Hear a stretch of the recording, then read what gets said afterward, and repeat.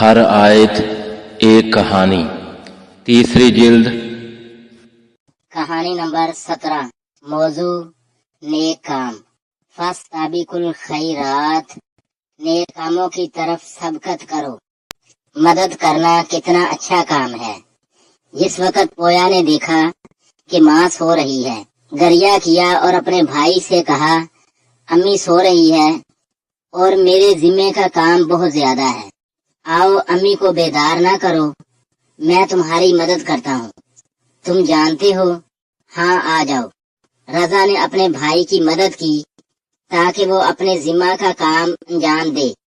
کچھ دیر بعد ماں بیدار ہوئی، ان کے قریب آئی اور کہا شاباش میرے پیارے بچوں، رضا تمہارا بہت شکریہ کہ تم نے اپنے بھائی کی مدد کی تاکہ میں آرام کر سکوں۔ ابھی میں تمہاری مدد کروں گی تاکہ تم اپنا درس پڑھ سکو۔ کہانی نمبر 18۔ موضوع نیک کلام۔ وقولوا للناس حسنا، لوگوں سے اچھی باتیں کرو۔ بہزاد اور فقیر شخص۔ بہار کا موسم تھا اور بچے پارک میں کھیل رہے تھے۔ اچانک گیند دور چلی گئی۔ بہزاد گیند لینے گیا تو اس نے فقیر شخص کو دیکھا جس نے پھٹے پرانے کپڑے پہنے ہوئے تھے۔ اس نے بہزاد سے مدد مانگی۔ بہزاد کو سمجھ نہیں آ رہی تھی کہ وہ کیا کرے۔ کچھ دیر رکا اور کہا چچا جان، میں تمہاری مدد کرنا چاہتا ہوں لیکن میرے پاس پیسے نہیں، اگر صبر کرو تو گھر جا کر تمہارے لیے کوئی چیز لا کر آتا ہوں۔ فقیر نے کہا بیٹا تمہارا بہت شکریہ، کوئی ضرورت نہیں، مجھ سے اس قدر محبت اور مہربانی سے پیش آئے ہو کہ میرے نزدیک اس کی قدر پوری دنیا کے سونے سے بھی زیادہ ہے، جاؤ خدا تمہارا نگہبان۔ بہزاد اپنے دوستوں کے پاس آیا اور دعا کی خداوند اس فقیر کو روزی عطا کرے۔ کہانی نمبر 19۔ فاصلحوا بین اخویکم، اپنے بھائیوں کے درمیان اصلاح کرو۔ وہ نہیں چاہتا تھا کہ ایسا ہو۔ برف باری زیادہ ہو چکی تھی اور کوئی بھی پارک میں کھیل نہیں رہا تھا۔ پویا نے کھلونے کے ٹکڑے اٹھائے اور مکان بنانا شروع کر دیا۔ اچانک ہے کس قدر خطرناک، جو کچھ بنایا تھا خراب ہو گیا کیونکہ حمید کی گیند اس سے ٹکرا گئی تھی۔ حمید ڈر کی وجہ سے بیڈ کے نیچے چھپ گیا۔ گھر کی گھنٹی بجی۔ ہادی اور نیما گھر میں داخل ہوئے۔ ریحانہ نے پورا واقعہ انہیں سنا دیا۔ ہادی پویا کی طرف گیا اور کافی دیر تک اس سے گفتگو کرتا رہا۔ کچھ دیر بعد چاروں بچوں نے کھلونوں کے ساتھ ایک نیا شہر بنانا شروع کر دیا اور ان کی ہنسنے کی آوازیں گھر بھر چکی تھی۔ آپ جانتے ہیں کہ ہادی نے پویا سے کیا کہا۔ کہانی نمبر 20۔ موضوع تحقیر کرنا اور مذاق اڑانا۔ لا یسخر قوم من قوم، کوئی قوم دوسری قوم کا مذاق نہ اڑائے۔ ہادی اپنے دوست مسعود سے دور ہوا اور حمید سے کہا ہمیں اپنی ٹیم میں مسعود کو کھیلنے کی اجازت نہیں دینی چاہیے، دیکھو اس کا لباس پرانا اور جوتے پھٹے ہوئے ہیں۔ حمید نے جواب دیا ہاں ٹھیک ہے، میں نے سنا ہے اس کا والد بیمار ہے اور کوئی کام نہیں کرتے، ان کے پاس پیسے بھی نہیں ہیں۔ مقابلے کے دن ہر طرف سے جیتنے والی ٹیم کے حق میں تالیاں بجنے اور مبارکبادی کی آوازیں کانوں تک پہنچ رہی تھی۔ خاص طور پر مسعود کو مبارک دے رہے تھے جو آگے آگے انعام لینے کے لیے چل رہا تھا۔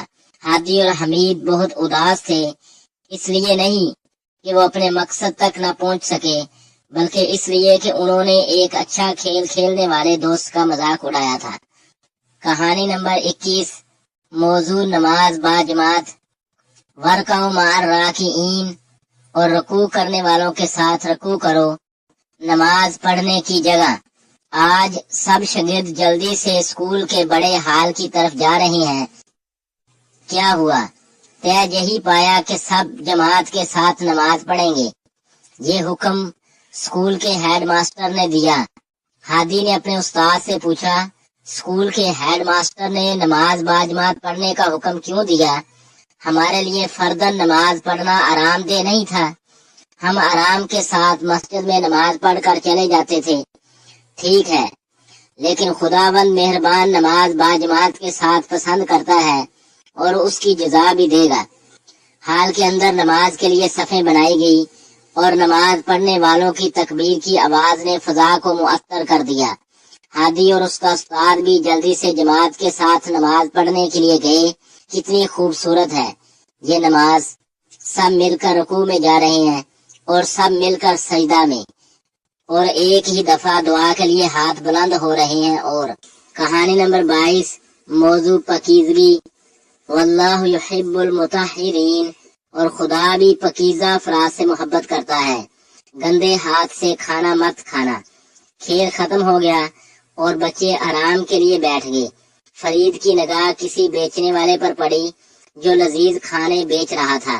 وہ بہت بھوکا تھا۔ اس نے اپنے ہاتھوں کی طرف دیکھا جو صاف ستھرے نہیں تھے۔ خود سے کہا، فقط آج پہلی مرتبہ میلے ہاتھوں سے کھا لیتا ہوں کیونکہ بہت بھوک لگی ہے۔ رات کو فرید کی ماں فرید کی آواز سن کر بیدار ہوئی۔ امی جان، میرے دل میں درد ہو رہا ہے، اور جو کچھ بھی پارک میں انجام دیا اپنی ماں کو بتایا۔ ہسپتال میں ڈاکٹر نے فرید کا معائنہ کیا اور کہا، بیٹا ہاتھ دھوئے بغیر کھانا کھایا ہے، اس لیے بیمار پڑ گئے ہو۔ ماں نے بھی کہا، تم سے گزارش ہے آج کے بعد بغیر ہاتھ دھوئے کوئی چیز نہ کھانا۔ ٹھیک ہے فرید بیٹا، امی جان ایسا ہی کروں گا۔ کہانی نمبر 23، موضوع خدا کی دی ہوئی نعمتوں کا شکر کرنا۔ لئن شکرتم لازیدنکم، خدا کی حمد اور بڑی ماں کا شکریہ ادا کرنا۔ بڑی ماں حج سے واپس آ گئی۔ ہادی اور پویا اور ریحانہ اس سے ملنے آئے۔ بڑی ماں نے ان کا بوسہ لیا اور کہا، میں تمہارے لیے بہت پریشان تھی۔ بچوں نے کہا، ہم بھی تمہارے لیے بہت اداس تھے۔ انہوں نے بڑی ماں کا حد سے زیادہ بوسہ لیا۔ بڑی ماں نے اپنا تھیلا کھولا اور ہر ایک بچے کو تحفہ دیا۔ ایک کھلونا ہادی کے لیے، گاڑی پویا کے لیے اور ریحانہ کے لیے خوبصورت سا گھر۔ بچوں نے خوشی سے آواز بلند کی، بڑی ماں آپ کا بہت بہت شکریہ، آپ نے ہم پر احسان کیا۔ پیارے بچوں، خدا کی تعریف اور حمد کرو کیونکہ اس نے مجھے حج کی توفیق عطا فرمائی تاکہ تمہارے لیے تحائف خرید کر لاؤں۔ بچوں نے خوشی سے کہا، اے اللہ تیرا شکریہ اور بڑی ماں کا بھی شکریہ۔ کہانی نمبر 24، موضوع شیطان کی انسان سے دشمنی۔ ان الشیطان للانسان عدو مبین، شیطان انسان کا واضح دشمن ہے۔ میری ٹافیاں کہاں ہیں؟ بیٹا بیدار ہو، امی جان بہت نیند آ رہی ہے۔ تمہیں بہت لذیذ اور مزیدار ٹافیاں نہیں چاہیے؟ جی ہاں مجھے چاہیے، ابھی بیدار ہوتی ہوں۔ ریحانہ نے اسکول میں بیگ کھولا، لیکن اے خدا میری ٹافیاں کہاں ہیں؟ کھیل کے میدان میں۔ ریحانہ نے اپنی دوست پروانہ کو نہ دیکھا۔ جس وقت تفریح ختم ہونے کی گھنٹی بجی، پروانہ ریحانہ کے قریب آئی اور کہا، ریحانہ جان مجھے معاف کرو گی، میں نے ٹافیاں تم نے اٹھائی تھی، کیوں ایسا کام کیا؟ مجھے شیطان نے فریب دیا۔ معلم نے کہا تھا شیطان ہمیں برے کام کرنے پر شاباش دیتا ہے۔ ہاں، لیکن یہ بھی کہا تھا کہ کبھی بھی شیطان کی باتوں پر عمل نہ کرنا، آئندہ احتیاط کرنا اور ایسا کام نہ کرنا۔